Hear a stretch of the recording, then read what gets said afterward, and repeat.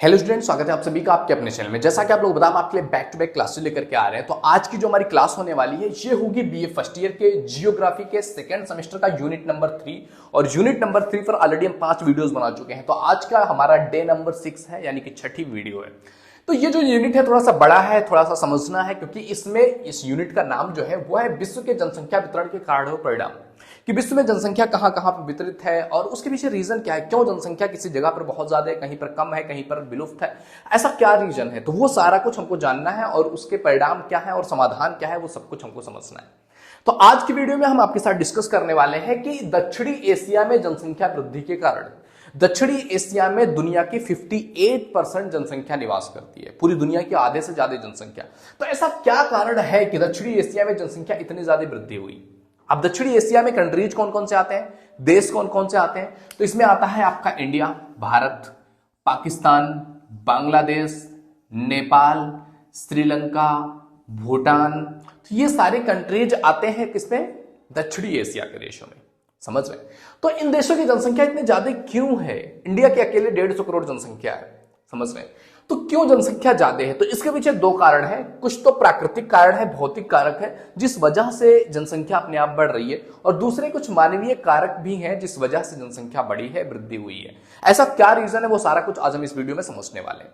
तो अगर हम बात करें भौतिक कारकों के बारे में कि जनसंख्या बढ़ने के पीछे भौतिक कारक क्या है, तो भौतिक कारक में सबसे पहली चीज आती है आपका उच्चावच। और उच्चावच जो हमारा है, मतलब जो हाइट है, वो हमारा जो दक्षिणी एशिया का क्षेत्र है ये 500 फीट से डाउन है, जिससे यहां पर 80% जो जनसंख्या है इसी पे निवास करती है। क्योंकि यहां पर जो ये 500 फीट डाउन है, इससे वर्षा और भी सारी चीजों में बहुत हेल्प मिलती है।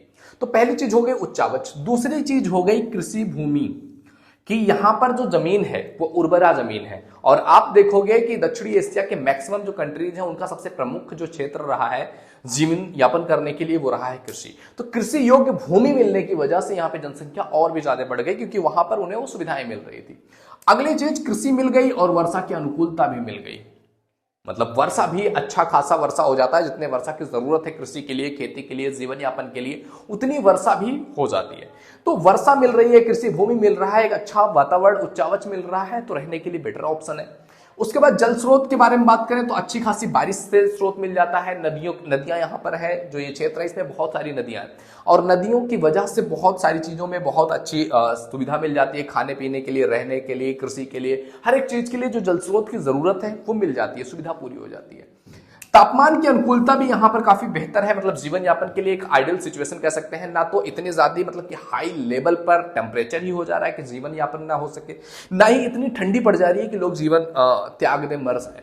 तो मतलब एक नॉर्मल कह सकते हैं, एक एवरेज सा तापमान होता है, जो कि एक आइडियल तापमान मान सकते हैं। मिट्टी की उर्वरता भी काफी है, क्योंकि यहाँ पर जो मिट्टी है वो नदियों के किनारे पर है, तो महीन कड़ों से वेस्ट जलोढ़ मिट्टी पाई जाती है, जो कि उर्वरक शक्ति जिसकी बहुत ज्यादा होती है, जो कृषि के लिए काफी इंपॉर्टेंट है।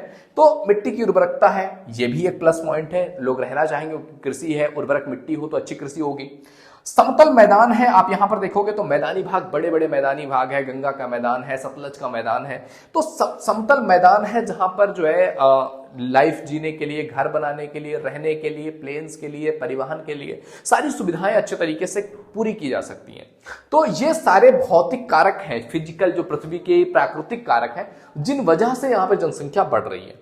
अब इसके बाद जो सेकंड पार्ट है कि मानवीय कारक क्या है, मतलब मनुष्य के हिसाब से वहां पर क्या ऐसा कारक है जो मनुष्य के डेली लाइफ में यूज होती है। तो सबसे पहली चीज हो गई जो हमने इसी में बात किया है, कृषि कार्य की सुविधा। कृषि कार्य की सुविधा क्यों है? क्योंकि कृषि करना है, कृषि सबसे इंपॉर्टेंट व्यवसाय रहा है।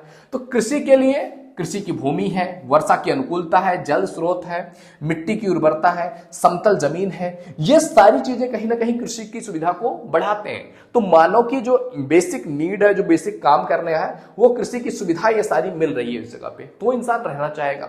दूसरी चीज है पशुपालन की सुविधा। यहाँ पर पशुपालन की भी सुविधा है, पशु भी होते हैं, समतल मैदान है, घास फूस उनको चाहिए खाने पीने के लिए, वो चीजें मिल जाती हैं। जल स्रोत है, नदियां हैं, पानी मिल जाता है, उनको रहने खाने के लिए अच्छी जमीन जगह मिल जाता है, तो पशुपालन भी आसान है। खनिज और ऊर्जा के स्रोत भी यहाँ पर मिलते हैं, मतलब कि ये जो जगह है दक्षिणी एशिया का क्षेत्र, इसमें खनिज मिलते हैं, ऊर्जा के स्रोत मिलते हैं जो लाइफ के लिए इंपॉर्टेंट है। अब खनिज मिलते हैं, संसाधन निकलते हैं, और वहां से उनका यूज करके उद्योग और धंधों की सुविधा भी अवेलेबल है। जब खनिज मिले, खनिजों से उद्योग स्थापित हुए, बड़े बड़े इंडस्ट्रीज लगेंगी तो लोग रहना पसंद करेंगे वहां, क्योंकि वहां पर उन्हें रहने से प्रॉफिट है, एक अच्छी लाइफस्टाइल वहां से मिल सकती है। उसके बाद परिवहन की सुविधा भी यहाँ बेहतर है, क्योंकि समतल जमीन है, अच्छे से जो भी है रेल मार्ग हो गया, जल मार्ग हो गया, जो आपका रेल मार्ग हो गया, वैसे परिवहन हो गए, रोड मार्ग हो गया, ये सारे मार्ग जो है अच्छे तरीके से बिछाए जा सकते हैं। व्यापार की सुविधा भी डेवलप हो जाएगी, क्योंकि उद्योग है, खनिज है, पशुपालन है, कृषि है, ये सारे व्यापार परिवहन के माध्यम से अच्छे तरीके से चल सकेंगे। तो एक तरीके से मतलब एक आइडियल सा सिचुएशन हो जाता है। इसके अलावा एक बहुत महत्वपूर्ण चीज और भी है, वो है सामाजिक और धार्मिक कारण, क्योंकि भारतीय या फिर दक्षिणी एशियाई जितने भी कंट्रीज हैं वो कहीं ना कहीं धर्म और परंपरा से बहुत गहरे जुड़े हुए हैं, और कहीं ना कहीं धार्मिक और परंपरागत तरीके से देखा जाए तो अपने जो अस्थाई जगह है, अपना अस्थाई मकान है, उसको छोड़ करके जाना अच्छा नहीं समझा जाता है। जाते भी हैं लोग तो कुछ मतलब टेम्पोररी टाइम पीरियड के लिए, कुछ महीनों के लिए, कुछ टाइम के लिए जाते हैं और फिर रिटर्न आकर के अपने घर पे ही आते हैं, मतलब उनका जो मेन स्थान है ना वो उनका घर ही है। तो इस वजह से भी जनसंख्या वहीं पर फैल रही है, ज्यादा ब्रॉड में, विस्तृत में भाग नहीं रही है। तो इससे क्या होगा, तो दक्षिणी एशिया में जनसंख्या की वृद्धि लगातार होती रही है। तो ये कुछ मुख्य कारण है जिनकी वजह से दक्षिणी एशिया में जनसंख्या की वृद्धि होती रही है। आई होप ये वीडियो समझ में आया होगा। वीडियो पसंद आए तो लाइक जरूर कीजिए। पहली बार चैनल पे आए तो प्लीज विजिट द चैनल। एक बार अगर आपको लगता है कि ये चैनल आपके लिए इंपॉर्टेंट है तो सब्सक्राइब भी जरूर कर लीजिएगा। ये सारी चीजें हैं, लगातार हम आपके लिए वीडियोस लेकर के आते हैं। 6 वीडियोस हो चुकी हैं यूनिट नंबर 3 पर, अभी 1-2 चीजें और बची हुई हैं जिस पर हम आने वाली वीडियोज में बात करने वाले हैं। तो चैनल को सब्सक्राइब करके बेल आइकन जरूर हिट कर लीजिए, जिससे कि आपको आने वाली वीडियोज का नोटिफिकेशन मिलता रहे। ओके मेरे दोस्त, तो मिलते हैं आपसे अगले वीडियो में, तब तक के लिए जय हिंद, जय भारत।